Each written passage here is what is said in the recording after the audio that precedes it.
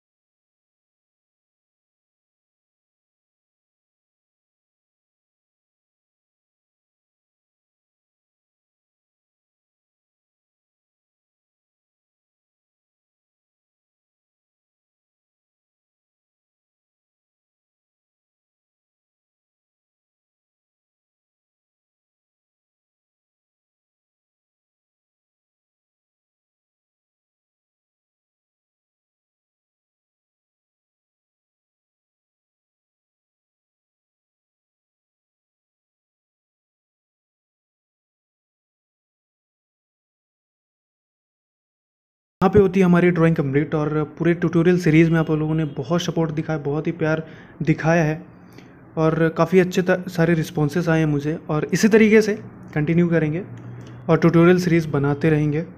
तो गाइस आज की वीडियो में इतना ही, मिलते हैं अगले वीडियो में, तब तक के लिए बाय बाय।